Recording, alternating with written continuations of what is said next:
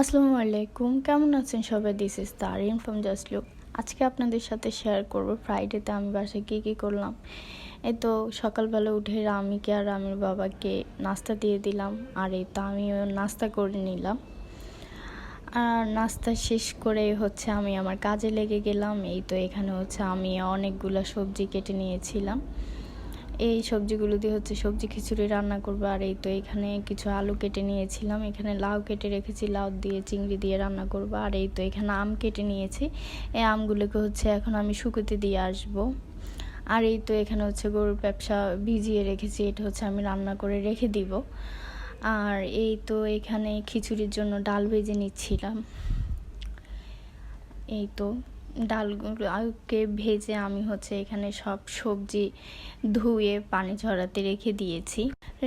আর অন্যদিকে আমি খিচুড়ির জন্য মটরশুঁটি নামিয়ে নিয়েছি। এই মটরশুঁটিগুলো আমি রোজার অনেক আগে সংরক্ষণ করে রেখেছিলাম, এগুলো এখনও এত ভালো আছে যে আরও অনেক দিন রেখে রেখে খাওয়া যাবে।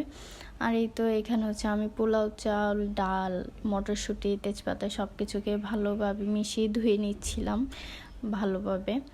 আর এই তো এখানে আমি এই সবজিগুলোকে ভেজে নিচ্ছিলাম, যেহেতু এখানে আমি লাউ, পটল আরেকটা সবজি নিয়েছিলাম। এই সবজিগুলোতে একটু গন্ধ থাকে, সেজন্য খিচুড়িতে যেন গন্ধটা না লাগে, এই জন্য আমি এগুলোকে তেলে ভালোভাবে ভেজে নিচ্ছিলাম। আর এই তো এখানে আমি চালগুলোকে পানি সরাতে রেখে দিয়েছি। আর এই যে এখানে পেঁয়াজ কেটে নিচ্ছি।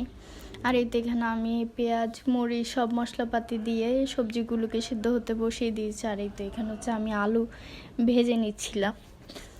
আর এই তো এখানে আমি এই সবজিগুলোর মধ্যে চাল ডাল দিয়ে দিলাম। এখন আমি এগুলোকে ভালোভাবে নেড়ে চেড়ে পরিমাণ মতো পানি দিয়ে দিব। আর এই তো কিছুক্ষণের মধ্যে আমার খিচুড়িটা রান্না হয়ে গেল। আর এই তো আমার খিচুড়ি রান্না শেষ। আর এই যে এখানে আমি লাউ রান্না করবো, সেজন্য আমি চিংড়ি মাছ ভেজে নিচ্ছিলাম। আর এই তো এদিকে আমি যে আলুটা ভেজে রেখেছিলাম, এটা মাংসের মধ্যে দিয়ে এখন এটাকে ভালোভাবে রান্না করে নিয়েছি। মাংসটা আমি কয়েকদিন আগে রান্না করেছিলাম, তখন একটু ফ্রিজে উঠিয়ে রেখেছিলাম, সেজন্য মাংস খুব একটা বেশি না। আর এই তো এখানে আমি ব্যবসাটাকে ভালোভাবে ধুয়ে সিদ্ধ করে এখন রান্নার জন্য বসিয়ে দিলাম। এই যে আমার রান্না করা শেষ। আসলে এত গরম লাগছিল যে সব কিছুর প্রপার ক্লিপ নেওয়া হয় না।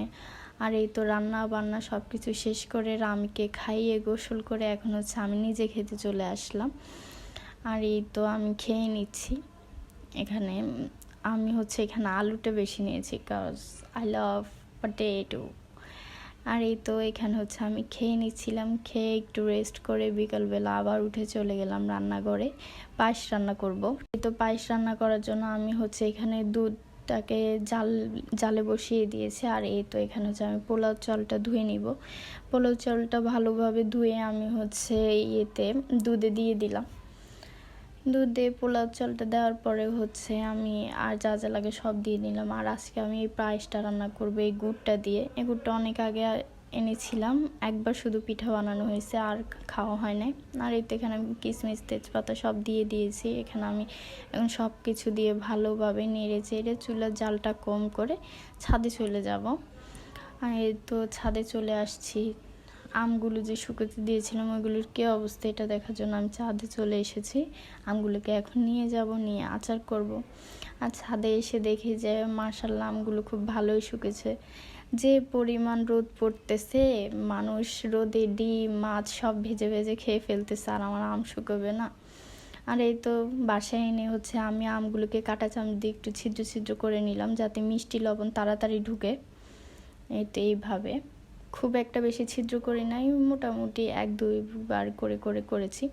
আর এতে এখন আমি আচারের জন্য 5 ফোড়ন টেলে নিব। টেলে আচার করলে আচারের স্মেলটা অনেক ভালো আসে, গ্রানটা অনেক ভালো লাগে। তো এই জন্য আমি যতবারই আচার করি আমি 5 ফোড়নকে ভালোভাবে টেলে নিই। আর এই তো এদিকে আমার পায়েসটাও অনেকটাই হয়ে এসেছে।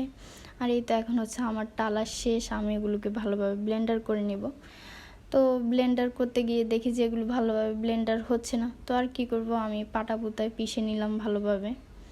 এই তো পিষে নেওয়ার পরে দেখি যে এগুলো এখন অনেকটাই ঠিক হয়ে গিয়েছে। আমি তেল বসিয়ে দিয়েছি আচারের জন্য। তো বসানোর পরে আমি এখানে আদা, রসুন, লবণ যা যা লাগে আচার করতে সব দিয়ে নিয়েছিলাম। আর এদিকে আমার পায়েসটাও প্রায় হয়ে গেছে, আমি এখন এটাকে নামিয়ে নিব। আর এই তো এখন হচ্ছে আমি আমগুলোকেও দিয়ে দিলাম।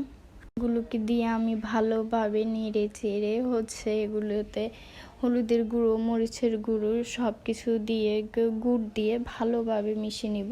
আমি কখনো গুড় দিয়ে আচার করে নাই, এবারে ফার্স্ট টাইম গুড় দিয়ে করতেছি। আর এই তো এখানে আমার পায়েস রান্নাও হয়ে গেছে, এটা ফাইনাল লুক। আর এই তো এখানে হচ্ছে আমি আচারগুলোকে ভালোভাবে করতেছি, নাড়তেছি। গুড়ের আচার কখনো আমি দিই নাই, খাইও নাই, এই ফার্স্ট টাইম দিচ্ছি, দেখবো কেমন হয়, আপনাদেরকে জানাবো। তো কেমন লাগলো আজকের ভিডিও অবশ্যই কমেন্ট বক্সে জানান। আর ভিডিওটি ভালো লাগলে আমার চ্যানেলটি সাবস্ক্রাইব করতে ভুলবেন না। আল্লাহ হাফিজ।